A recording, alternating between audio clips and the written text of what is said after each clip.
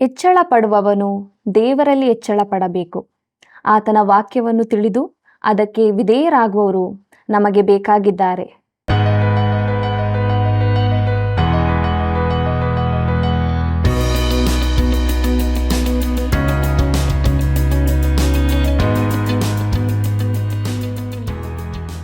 ಆತ್ಮೀಯ ಪ್ರಿಯರೇ, ನಿಮ್ಮೆಲ್ಲರಿಗೂ ಹೃದಯಪೂರ್ವಕವಾದ ವಂದನೆಗಳನ್ನು ಸಲ್ಲಿಸುತ್ತಾ ಇಂದಿನ ಸತ್ಯವೇದ ಅಧ್ಯಯನ ಕಾರ್ಯಕ್ರಮಕ್ಕೆ ಪ್ರೀತಿಯ ಸುಸ್ವಾಗತ. ಈ ಸೇವೆಗಾಗಿ ಪ್ರಾರ್ಥಿಸಿರಿ, ಇತರರಿಗೂ ತಿಳಿಯಪಡಿಸಿರಿ. ಹೆಚ್ಚಳ ಪಡುವುದು ಮಾನವನ ಜೀವಿತದಲ್ಲಿ ಒಂದು ದೊಡ್ಡ ಸಮಸ್ಯೆಯಾಗಿದೆ. ಅವಿಧೇಯತೆಯು ಮಂತ್ರತಂತ್ರಗಳಷ್ಟೇ ಕೆಟ್ಟದ್ದು. ಹಾಗಾದರೆ ಇವುಗಳಿಂದ ಹೇಗೆ ಬಿಡುಗಡೆ ಹೊಂದುವುದು? ಬನ್ನಿರಿ, ದೇವರ ವಾಕ್ಯ ಅಧ್ಯಯನದಲ್ಲಿ ತಿಳಿದುಕೊಳ್ಳೋಣ. ನಮ್ಮ ಅಧ್ಯಯನವನ್ನು ಪ್ರಾರಂಭಿಸೋಣ. ಆತ್ಮೀಯ ವೀಕ್ಷಕರೇ, ನಿಮಗೆಲ್ಲರಿಗೂ ಪ್ರೀತಿಯ ವಂದನೆಗಳು. ದೇವರ ಜೀವವುಳ್ಳ ವಾಕ್ಯಗಳ ಅಧ್ಯಯನದಲ್ಲಿ ಮುನ್ನಡೆಯಲು ದೇವರಾತ್ಮನ ಬಲವನ್ನು ಬೇಡಿಕೊಳ್ಳೋಣ. ಇಂದು ನಾವು ಯೆರೆಮೀಯನು ಹೃದಯ ವೇದನೆಯಲ್ಲಿ ಪಾಲ್ಗೊಳ್ಳುತ್ತಾನೆ ಎಂಬುದನ್ನು ನೋಡೋಣ. ಪ್ರಿಯರೇ, ದೇವರ ಕನಿಕರದ ಕರೆಯನ್ನು ಜನರು ತಿರಸ್ಕರಿಸಿದ್ದನ್ನು ಕಂಡ ಯೆರೆಮೀಯನ ವೈಯಕ್ತಿಕ ಹೃದಯ ವೇದನೆಯನ್ನು 9ನೇ ಅಧ್ಯಾಯದಲ್ಲಿ ನೋಡುತ್ತೇವೆ. ಯೆರೆಮೀಯನ ಪ್ರವಾದನೆ ಗ್ರಂಥ 9ನೇ ಅಧ್ಯಾಯ 1ನೇ ವಚನವನ್ನು ಗಮನಿಸಿರಿ. ಅಯ್ಯೋ, ನನ್ನ ಶಿರಸ್ಸು ಜಲಮಯವಾಗಿಯೂ ನನ್ನ ನೇತ್ರಗಳು ಕಣ್ಣೀರಿನ ಬುಗ್ಗೆಯಾಗಿಯೂ ಇದ್ದರೆ ಎಷ್ಟೋ ಲೇಸು. ನನ್ನ ಜನರಲ್ಲಿ ಹತರಾದವರ ನಿಮಿತ್ತ ಹಗಲಿರುಳು ಅಳಬೇಕಲ್ಲ ಎಂಬುದಾಗಿ. ಕರ್ತನಲ್ಲಿ ಪ್ರಿಯರೇ, ಯೆರೆಮೀಯನ ಮೇಲಾದ ಪರಿಣಾಮ ಇದಾಗಿದೆ. ಅವನು ತನ್ನ ಸಂದೇಶವನ್ನು ಹೇಗೆ ಕೊಟ್ಟನು? ಅವನು ಇತರರನ್ನು ಟೀಕಿಸುವ ಸ್ವಭಾವದ ಕಠಿಣ ಮನಸ್ಸಿನವನಾಗಿದ್ದಾನೋ? ಅಲ್ಲ, ಕಣ್ಣೀರು ಸುರಿಸುತ್ತಾ ಅವನು ತನ್ನ ಸಂದೇಶವನ್ನು ಕೊಟ್ಟನು. ಅವನು ಕೊಟ್ಟ ಸಂದೇಶಕ್ಕೆ ಅವನ ಹೃದಯವೇ ಒಡೆಯಿತು. ಶತಮಾನಗಳ ಬಳಿಕ ಯೇಸು ಯೆರೂಸಲೇಮ್ ನಗರಿಯ ಮೇಲೆ ಅಳುತ್ತಾ ಆ ಪಟ್ಟಣಕ್ಕೆ ಕಟುವಾದ ಸಂದೇಶ ಕೊಟ್ಟದ್ದನ್ನು ಇಸ್ರಾಯೇಲರು ಕಂಡರು. ಇದು ಅಳುವ ಪ್ರವಾದಿಯಾದ ಯೆರೆಮೀಯನನ್ನು ಅವರ ನೆನಪಿಗೆ ತಂದಿತು. ಕೆಲವರು ಯೇಸುವನ್ನು ಯೆರೆಮೀಯನೇ ತಿರುಗಿ ಬಂದಿದ್ದಾನೆಂಬಂತೆ ಕಂಡರು. ಮುಂದಕ್ಕೆ ನೋಡೋಣ. ಯೆರೆಮೀಯನ ಪ್ರವಾದನೆ ಗ್ರಂಥ 9ನೇ ಅಧ್ಯಾಯ 2ನೇ ವಚನವನ್ನು. ಅಕಟ ದಾರಿಗರು ತಂಗುವ ಗುಡಿಸಲು ಕಾಡಿನಲ್ಲಿ ನನಗೆ ಸಿಕ್ಕಿದರೆ ಎಷ್ಟೋ ಒಳ್ಳೆಯದು. ಆಗ ನನ್ನ ಜನರನ್ನು ತ್ಯಜಿಸಿ ಹೋಗುತ್ತಿದ್ದೆನು. ಅವರೆಲ್ಲರೂ ಸೂಳೆಗಾರರು, ದ್ರೋಹಿಗಳ ಗುಂಪೇ ಎಂಬುದಾಗಿ. ಕರ್ತನಲ್ಲಿ ಪ್ರಿಯರೇ, ತಾನು ಈ ಜನರ ನಾಶನಕ್ಕೆ ಕಾರಣವಾದ ಅವರ ಪಾಪವನ್ನು ಕಾಣಲಾರದ ಅರಣ್ಯ ಪ್ರದೇಶಕ್ಕೆ ಹೋಗುತ್ತಿದ್ದರೆ ಒಳ್ಳೆಯದೆಂದು ಯೆರೆಮೀಯನು ಆಶಿಸಿದನು. ಯೆರೆಮೀಯನ ಪ್ರವಾದನೆ ಗ್ರಂಥ 9ನೇ ಅಧ್ಯಾಯ 23 ಮತ್ತು 24ನೇ ವಚನಗಳನ್ನು ಗಮನಿಸಿರಿ. ಯೆಹೋವನು ಈಗನ್ನುತ್ತಾನೆ, ಜ್ಞಾನಿಯು ತನ್ನ ಜ್ಞಾನಕ್ಕೆ, ಪರಾಕ್ರಮಿಯು ತನ್ನ ಪರಾಕ್ರಮಕ್ಕೆ, ಐಶ್ವರ್ಯವಂತನು ತನ್ನ ಐಶ್ವರ್ಯಕ್ಕೆ ಹೆಚ್ಚಳ ಪಡೆದಿರಲಿ. ಹೆಚ್ಚಳ ಪಡುವವನು ತಾನು ನನ್ನನ್ನು ತಿಳಿದು ನಾನು ಲೋಕದಲ್ಲಿ ಪ್ರೀತಿ, ನೀತಿ, ನ್ಯಾಯಗಳನ್ನು ತೋರ್ಪಡಿಸುವ ಯೆಹೋವನಾಗಿರುವೆನು ಎಂದು ಗ್ರಹಿಸಿಕೊಂಡಿದ್ದೇನೆ ಎಂಬುದಕ್ಕೆ ಹೆಚ್ಚಳ ಪಡಲಿ. ಪ್ರೀತಿ, ನೀತಿ, ನ್ಯಾಯಗಳೇ ನನಗೆ ಆನಂದವೆಂದು ಯೆಹೋವನು ಅನ್ನುತ್ತಾನೆ ಎಂಬುದಾಗಿ. ಕರ್ತನಲ್ಲಿ ಪ್ರಿಯರೇ, ಇವೆರಡು ಸತ್ಯವೇದದಲ್ಲಿನ ಅದ್ಭುತವಾದ ವಚನಗಳಾಗಿವೆ. ಅವುಗಳನ್ನು ಪ್ರತ್ಯೇಕವಾಗಿ ಕೂಡ ಹೇಳಬಹುದು. ಅನೇಕರು ಹೇಳಿದ್ದಾರೆ ಕೂಡ. ಆದರೆ ಈ ಮಾತುಗಳು ದೇವರ ಮಾತನ್ನು ತಿರಸ್ಕರಿಸಿದ ಜನಾಂಗಕ್ಕೆ ನುಡಿಯಲ್ಪಟ್ಟವುಗಳೆಂಬುದನ್ನು ನಾವು ನೆನಪಿನಲ್ಲಿಡಬೇಕು. ಪ್ರಿಯರೇ, ನಾವು ರಾಷ್ಟ್ರವಾಗಿ ಯಾವ ಸಂಗತಿಗಳಲ್ಲಿ ಹೆಚ್ಚಳ ಪಡುತ್ತೇವೆ? ಸ್ವಾಭಾವಿಕವಾಗಿ ನಾವು ಮಾನವ ಜ್ಞಾನದಲ್ಲಿ ಹೆಚ್ಚಳ ಪಡುತ್ತೇವೆ, ಐಶ್ವರ್ಯದಲ್ಲಿ, ಶಕ್ತಿಯಲ್ಲಿ ಆತುಕೊಳ್ಳುತ್ತೇವೆ. ನಿಜವಾದ ನಮ್ಮ ಶಕ್ತಿಯು ರಾಜಕಾರಣಿಗಳ ಚಾತುರ್ಯದಲ್ಲಿಯೂ ಇಲ್ಲ, ನಮ್ಮಲ್ಲಿ ಅಣುಶಸ್ತ್ರಗಳಿವೆ ಎಂಬುದರ ಮೇಲೂ ಅಲ್ಲ. ನಮಗಿರುವ ಶಕ್ತಿಯು ನಮ್ಮ ಮೌಲ್ಯಗಳ ಮೇಲೆ, ನಮ್ಮ ನೈತಿಕ ಮೌಲ್ಯಗಳ ಮೇಲೆ, ನಮ್ಮ ಗುಣ ಉದ್ದೇಶಗಳ ಮೇಲೆ ಆಧಾರಗೊಂಡಿರಬೇಕು. ಆದರೆ ಈ ಸಂಗತಿಗಳನ್ನು ನಮ್ಮ ಶಾಲೆ ಕಾಲೇಜುಗಳಲ್ಲಿ ಕಲಿಸುತ್ತಾ ಇಲ್ಲ. ನಾವು ಒರಟಾದ ನೈತಿಕ ಉದ್ದೇಶಗಳೇ ಇಲ್ಲದ ಒಂದು ಜನಾಂಗವನ್ನು ಸೃಷ್ಟಿಸಿದ್ದೇವೆ. ನಾವು ನಿಜವಾಗಿ ದಾರಿ ತಪ್ಪಿದ್ದೇವೆ. ಯೆರೆಮೀಯನು ಹೇಳಿದಂತೆ ಕತ್ತಲೆ ತುಂಬಿದ ಬೆಟ್ಟಗಳಲ್ಲಿ ನಮ್ಮ ದಿನಗಳಲ್ಲಿ ಒಂದು ದೇಶವು ತೀರದಲ್ಲೇ ಸಾಗುವಂತಿದೆ. ಹೀಗೆ ಹೋಗುವಾಗ ನಾವು ಕೆಳ ಜಾರುತ್ತಾ ಇರುತ್ತೇವೆ. ಈ ಸಂಗತಿಗಳನ್ನು ಹೇಳಿದರೆ ಅನೇಕರು ಮೆಚ್ಚುವುದಿಲ್ಲವೆಂದು ನನಗೆ ತಿಳಿದದೆ. ಇದರಿಂದ ನನಗೆ ಸ್ನೇಹಿತರೂ ಸಿಕ್ಕುವುದಿಲ್ಲವೆಂದೂ ನಾನು ಜನರಿಗೆ ಮೆಚ್ಚುಗೆಯಾದವನಾಗಲಾರೆನೆಂದೂ ನನಗೆ ತಿಳಿದದೆ. ಆದರೆ ಯೆರೆಮೀಯನ ಸ್ಥಿತಿ ಕೂಡ ಹಾಗೇ ಇತ್ತು.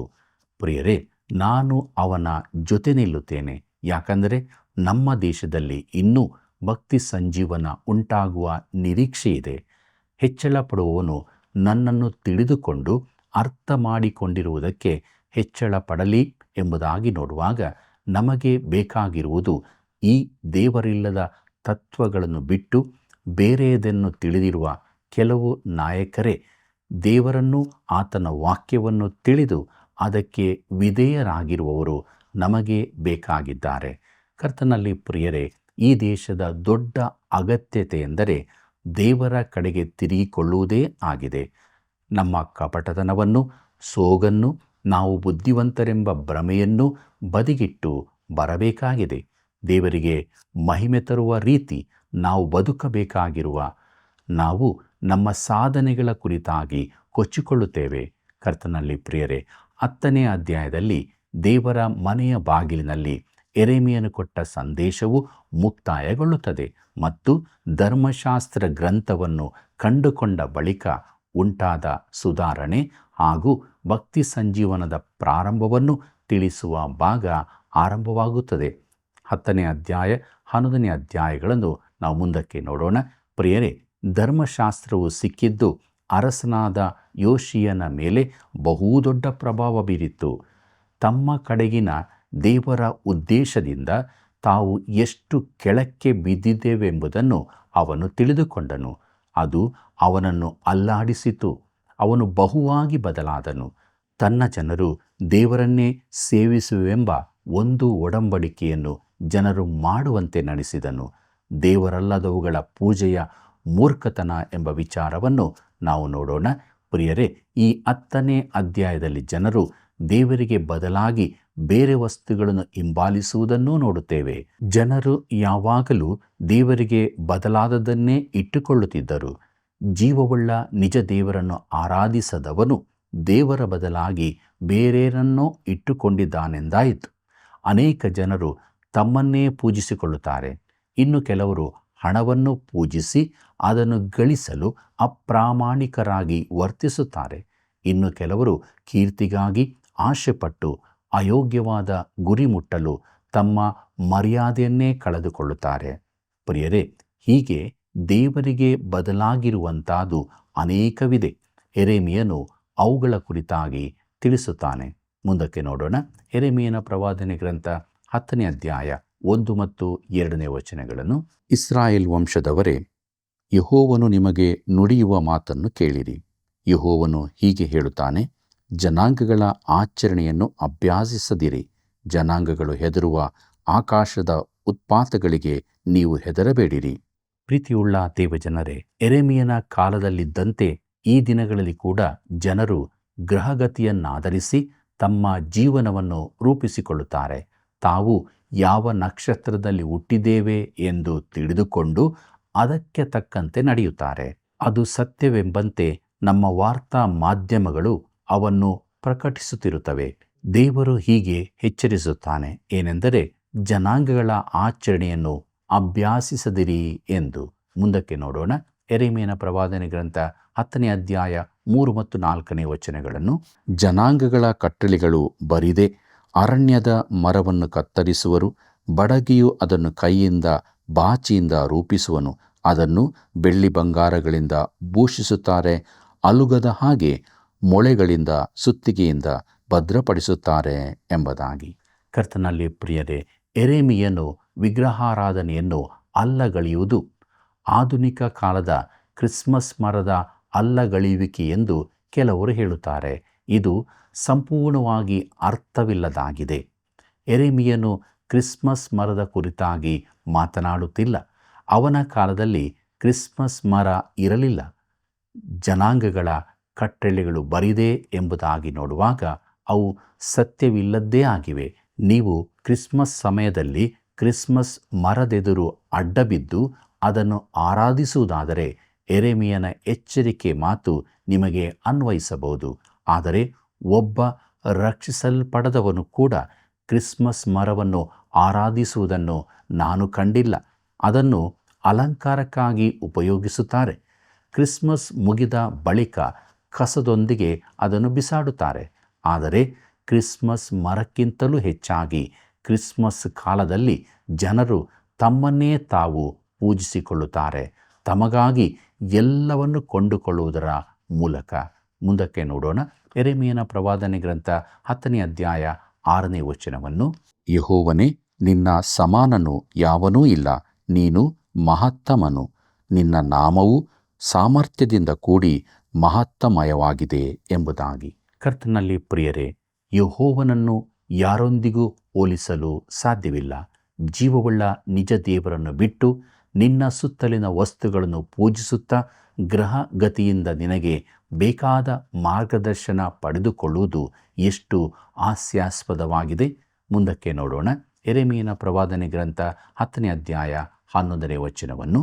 ನೀವು ಅವುಗಳಿಗೆ ಭೂಮ್ಯಾಕಾಶಗಳನ್ನು ಸೃಷ್ಟಿಸದಿರುವ ದೇವರುಗಳು ಭೂಮಿಯ ಮೇಲಿನಿಂದ ಆಕಾಶದ ಕೆಳಗಿಂದ ಅಳಿದು ಹೋಗುವು ಎಂದು ಹೇಳಿರಿ ಎಂಬುದಾಗಿ. ಕರ್ತನಲ್ಲಿ ಪ್ರಿಯರೇ, ಆಕಾಶ ಕಾಯಗಳು ಈ ವಿಶ್ವವನ್ನು ಸೃಷ್ಟಿಸಲಿಲ್ಲ. ಜೀವವುಳ್ಳ ನಮ್ಮ ದೇವರೇ ಅವುಗಳನ್ನು ಉಂಟು ಮಾಡಿದ್ದಾನೆ. ಯೆರೆಮೀಯನ ಪ್ರವಾದನೆ ಗ್ರಂಥ 10ನೇ ಅಧ್ಯಾಯ 12ನೇ ವಚನವನ್ನು ಗಮನಿಸಿರಿ.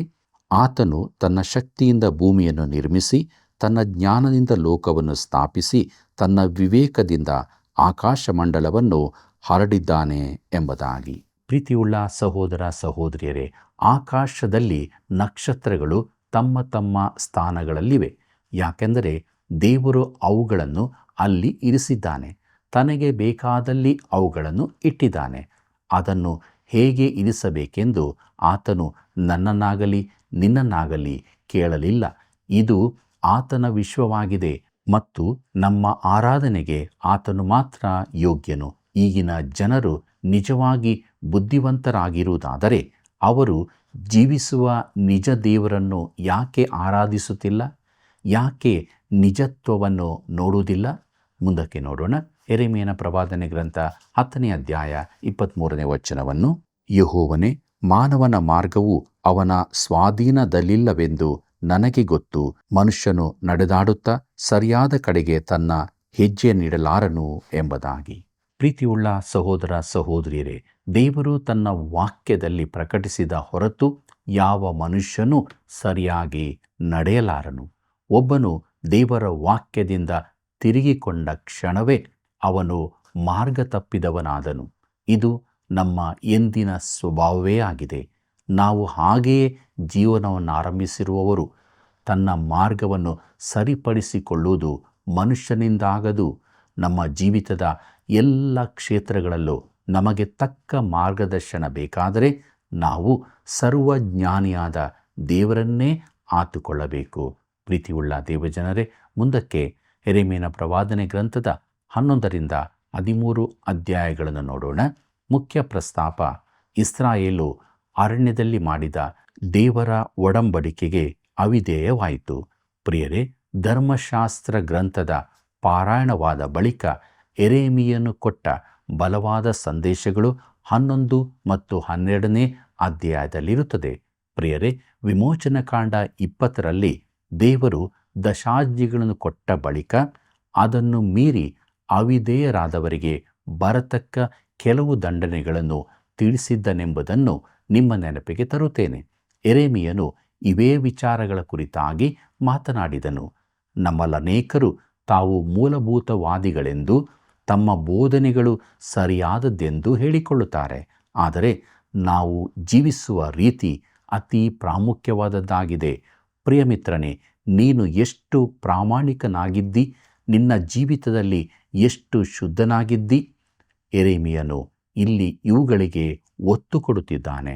ನಾವು ನಿಜವಾಗಿ ಯಥಾರ್ಥರಾಗಿರುವುದಾದರೆ ದೇವರೆದುರಿಗೆ ಅಡ್ಡಬಿದ್ದು ಆತನೊಂದಿಗೆ ನಡೆಯಬೇಕಾದ ನಮ್ಮ ಅಗತ್ಯತೆಯನ್ನು ಅರಿಕೆ ಮಾಡಿ ಆತನಿಗೆ ಸಮೀಪರಾಗುತ್ತಿದ್ದೆವು. ಆದರೆ ಯೆರೆಮೀಯನ ಕಾಲದ ಜನರು ಹೀಗೆ ಮಾಡಲಿಲ್ಲ. ಈಗಿನ ದಿನಗಳಲ್ಲಿ ಕೂಡ ಹೆಚ್ಚಿನವರು ಹೀಗೆ ಮಾಡುತ್ತಿಲ್ಲ. ಮುಂದುವರೆದು ನಾವು ಯೆರೆಮೀಯನ ಪ್ರವಾದನೆ ಗ್ರಂಥ 11ನೇ ಅಧ್ಯಾಯ 1 ಮತ್ತು 2ನೇ ವಚನವನ್ನು ಗಮನಿಸಿರಿ. ಯೆಹೋವನು ಯೆರೆಮೀಯನಿಗೆ ದಯಪಾಲಿಸಿದ ವಾಕ್ಯ. ಈ ನಿಬಂಧನ ವಚನಗಳನ್ನು ಕೇಳಿ ಯೆಹೂದ್ಯರಿಗೂ ಯೆರೂಸಲೇಮಿನ ನಿವಾಸಿಗಳಿಗೂ ಹೀಗೆ ಸಾರಿರಿ ಎಂಬುದಾಗಿ. ಕರ್ತನಲ್ಲಿ ಪ್ರಿಯರೇ, ಈ ನಿಬಂಧನೆ ಎಂಬುದಾಗಿ ನೋಡುವಾಗ ಧರ್ಮಶಾಸ್ತ್ರವು ಸಿಕ್ಕಿ ಅದನ್ನು ಜನರಿಗೆ ಓದಿ ಹೇಳಿದಾಗ ಅರಸನಾದ ಯೋಷಿಯನು ಜನನಾಯಕರನ್ನು ಕರೆದನು. ಅವರು ತಾವು ದೇವರ ವಾಕ್ಯವನ್ನನುಸರಿಸುತ್ತೇವೆಂದು ವಚನ ಕೊಟ್ಟರು. ಯೆರೆಮೀಯನ ಪ್ರವಾದನೆ ಗ್ರಂಥ 11ನೇ ಅಧ್ಯಾಯ 5ನೇ ವಚನದ 2ನೇ ಭಾಗವನ್ನು ನೋಡಿರಿ. ನಾನು ಅವರಿಗೆ ವಿಧಿಸಿದ ನಿಬಂಧನ ವಾಕ್ಯಗಳಿಗೆ ಕಿವಿಗೊಡದವನು ಶಾಪಗ್ರಸ್ತನಾಗಲಿ ಎಂಬುದಾಗಿ ಇಸ್ರಾಯೇಲ್ಯರ ದೇವರಾದ ಯೆಹೋವನು ನುಡಿಯುತ್ತಾನೆಂದೇ ಸಾರಬೇಕು ಎಂಬುದಾಗಿ. ಕರ್ತನಲ್ಲಿ ಪ್ರಿಯರೇ, ಧರ್ಮಶಾಸ್ತ್ರವು ಸಿಕ್ಕುವ ಮೊದಲು ಜನರಿಗೆ ಅದು ತಿಳಿದಿರಲಿಲ್ಲ. ಈಗ ಅವರಿಗೆ ಅದು ತಿಳಿದಿರುವುದರಿಂದ ಅವರ ಜವಾಬ್ದಾರಿ ಹೆಚ್ಚಿದೆ. ದೇವರು ಹೇಳುತ್ತಾನೆ, ಈ ನಿಬಂಧನ ವಾಕ್ಯಗಳಿಗೆ ವಿಧೇಯನಾಗದವನು ಶಾಪಗ್ರಸ್ತನು ಎಂಬುದಾಗಿ.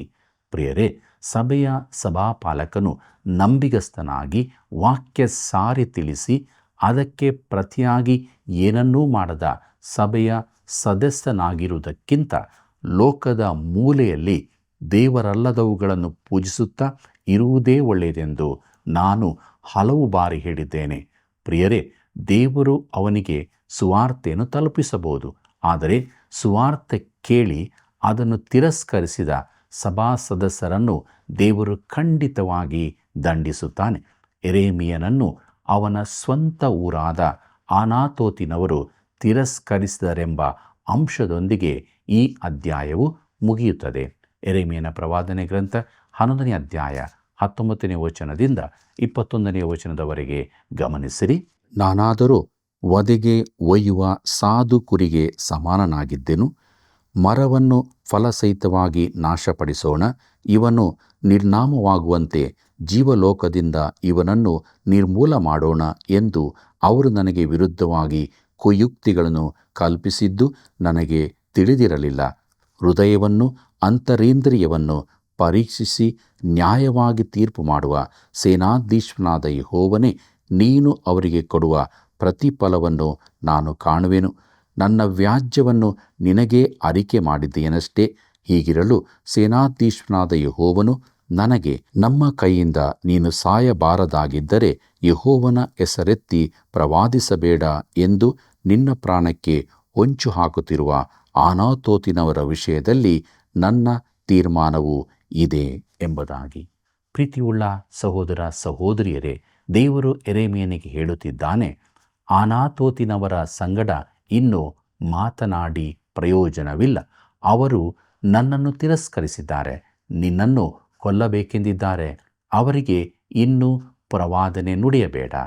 ಪ್ರೀತಿಯುಳ್ಳ ದೇವಜನರೇ, ದೇವರಿಗಾಗಿ ನಿಲ್ಲದಿರುವ, ಹಿಂದಿನಂತೆ ದೇವರ ವಾಕ್ಯವನ್ನು ಬೋಧಿಸದ ಸಭೆಗಳು ಈಗ ಇದ್ದಾವೆ.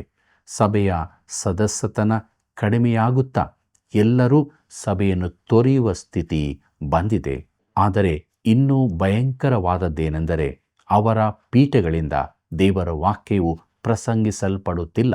ಯೆರೆಮೀಯನು ಅನಾತೋತಿನಲ್ಲಿ ದೇವರ ವಾಕ್ಯ ಹೇಳುವುದನ್ನು ನಿಲ್ಲಿಸಿದನು.